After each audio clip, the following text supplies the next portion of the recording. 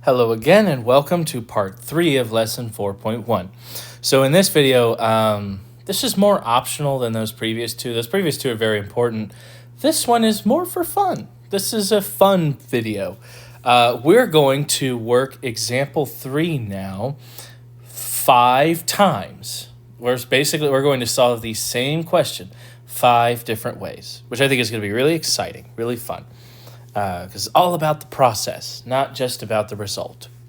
So to review example 3, it said the graph of h of x has a minimum at 3, 2 and contains the point 5, 18.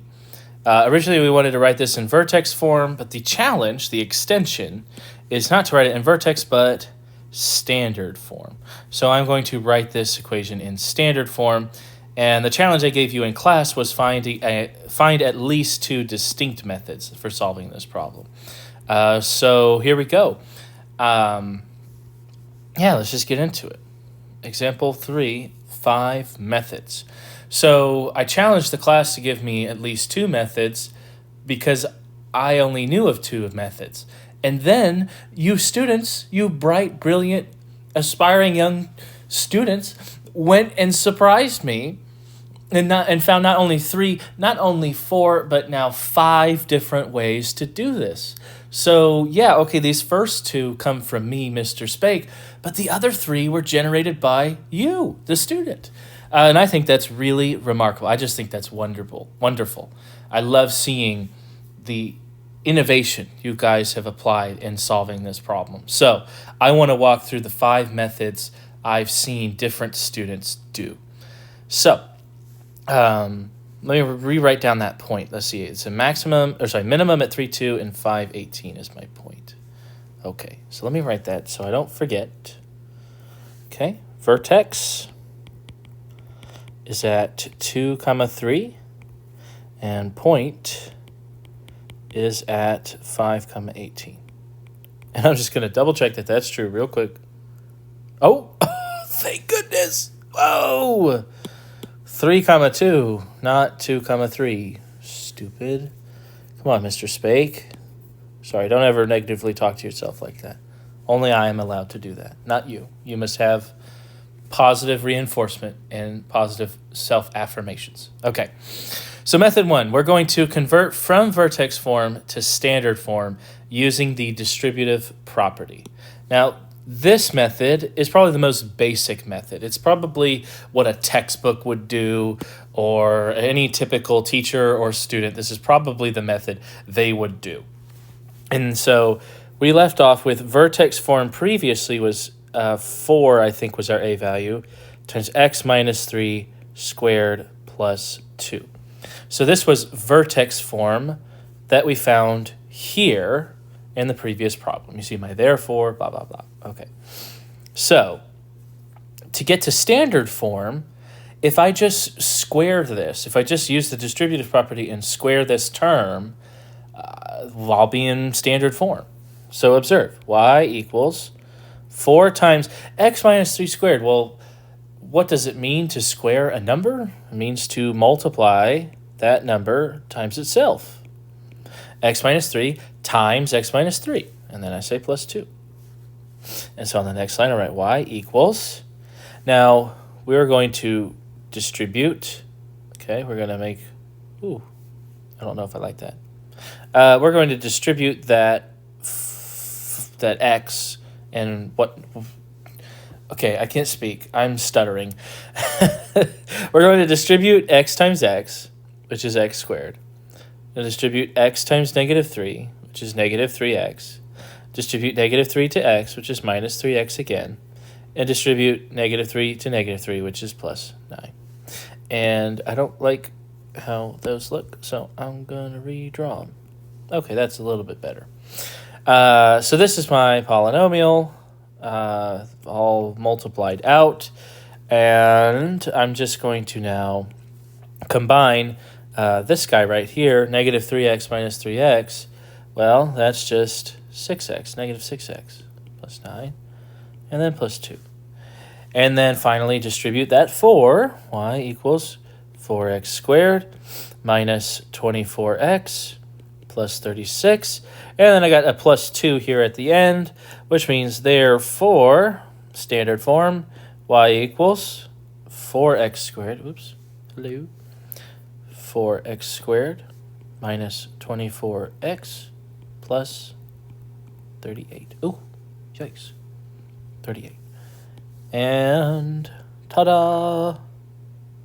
We're done. So that is the standard way to get standard form. It's just use vertex form and then multiply it out. And there you go. It's probably the fastest, but who knows? You know what? Depends on your skills, right? Because method 2 might be faster if you knew what to do.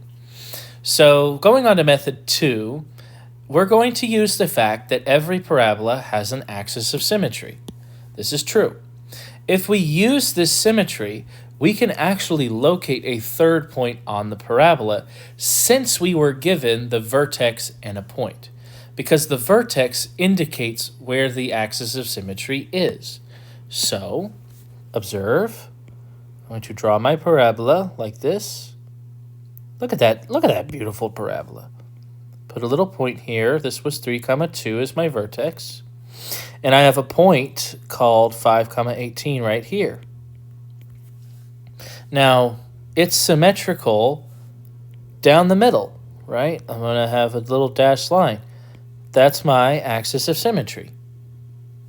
So, if I'm looking at this parabola, 5, 18, I wish I would have drawn this bigger, but if I'm looking at this parabola, 5, 18, well, if it's symmetrical, reflect that point, it's going to be over here. At the same height, right? You could draw like a vertical or a horizontal bar like that. On the other side, on the flip side, it still has a y value of 18 because it's just as high up as a y value. The only question is, what's the x value? Well, if 3 is in the middle, x in terms of x, right? If 3 is the middle point, and over 2, this distance to get to 5 is 2 over, then it should be mirrored 2 over this way. So if I go 2 backwards from 3, then I should get 1. And there's my third point, which means now that I have 3 points, create a system of equations. Y equals ax squared plus bx plus c. And I'm going to use each of these 3 points. The first point is 1, 18. So y is 18 and x is 1. So I'm going to write that here. And I'll just draw an arrow up. I like to write this as a plus b plus c equals 18. It's just a nice organization. It just looks kind of prettier, right? And then the next point was 3, 2. So y is 2. 2, and then a, and then 3 squared plus b times 3 plus c. And if I reorganize this is 3 squared is 9a plus 3b plus c equals 2. And finally, 18 equals, I'm going to plug in 5 now for x, like so, and then b times 5 plus c. And I should get 25a plus 5b plus c equals 18. This is a system of equations, and I can make a matrix. So I make my matrix 1, 1, 1, 18, 9, 3, 1, 2, 25, 5, 1, 18. Oop. Straight line, please. Thank you. So there's my matrix, and it's going to spit out some other matrix, right? Now, look, I know because it's going to be, right, row reduced echelon form, and this is going to be 1, 0, 0, 0, 1, 0, 0, 0, 1, because that's the identity matrix. And then down this line, I don't like that. I think I'm going to adjust that. Okay. Let's put this in. 1, 1, 18, 9, 3. Okay, just trying to remember. If you saw me in the last video, you're like, oh, shoot. There it is. Okay. What's our matrix? Hello? I'm trying to zoom out. Okay, you can't see my fingers, but I was pinching desperately. 1, comma, 1, 1, 18. Then I believe it was 9, 3, 1, 2. And then I believe it was the 25, 5, 1, and 18 again. Is that right?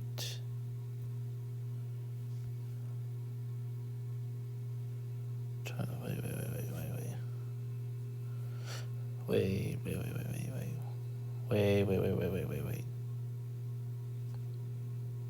Oh. Oh, okay, it's fine. 4, negative 24, and 38. I was like, well, that doesn't look like my answer. But it was. It was, yeah, see? 4, negative 24, and 38. Okay, so y equals 4x squared minus 24x plus 38. Boop, boop, boop, boop. Finished. Okay, and so those are the two methods I was thinking y'all would probably come up with, because you could use symmetry here, or you could just go straight from vertex form to standard form. Now, let us explore 3 extra methods that you came up with, you, the student, came up with. And I love this third one, was so cool. I thought this was just awesome. So what you noticed, again, we have our point, our vertex, erase. Vertex was at 3, 2, and point was at 5, 18.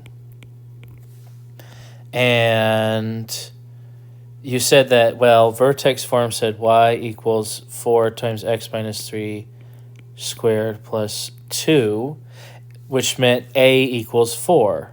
So I say, therefore, a equals 4. And so now, if you write a standard form equation, y equals ax squared plus bx plus c, that's just y equals 4x squared plus bx plus c. So there's only 2 unknowns, right? Only 2 unknowns, b and c. Of course, I mean, x and y are kind of the unknowns, but you can plug in your points for that. So notice that's what this third method says. We know that a equals 4 from the vertex form. You can use this fact to create a system of 2 equations with 2 unknowns that can be solved for using matrices. So just use these 2 points right here, vertex and point. The vertex, I say y is 2 equals 4 times 3 squared plus b times 3 plus c. And then the other point was 18 is y, and x is 5, so we're going to square 5. We're going to multiply b by 5. I'll zoom in for you here. And so we can calculate this, right? This is 2 equals 3 squared is 9. 9 times 4 is 36, plus 3b plus c. And then this is 18 equals, well, 5 squared is 25. 25 times 4 is 100, plus 5b plus c. And then, well, this, if you subtract your 36 over, you get negative 34 equals 3b plus c. And you know what? Let me make this a little bit clearer, because some of you are going to look at that negative 34 and you're going to say, huh? What? What did he do? So let me try that again. Oh, come on. Boop. Okay, let's see. There it is. Okay, what I'm doing is I'm subtracting 36 from 2 equals 3b plus c, and then I'm taking 18 minus 100 equals 5b plus c. See how it, yeah, see, I'm just moving that over, right? So then I've got 3b plus c equals negative 34, and 5b plus c equals, what is that? Negative 82?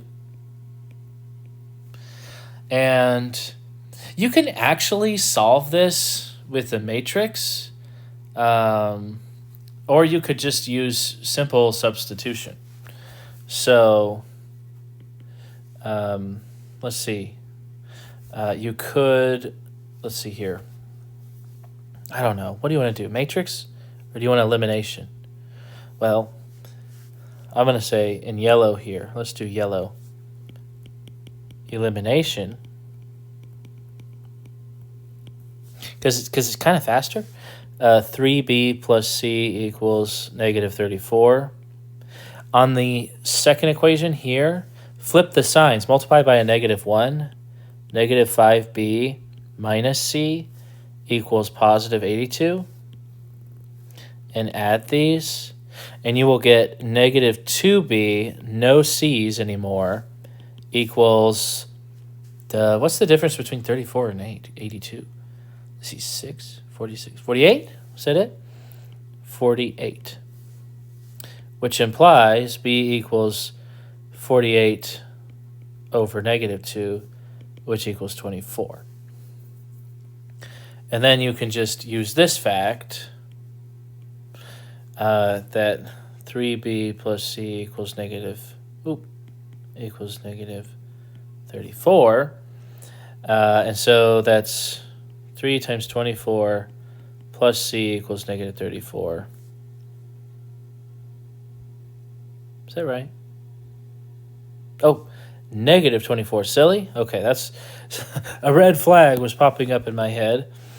3 times negative 24, which I don't know, and really am not in the mood of calculating. What's 3 times negative 24? Does Siri work? Let's see. Where's Siri? No. How do I do this? I've never used Siri on an iPad. There's no button to hold. Hold on. Is this it?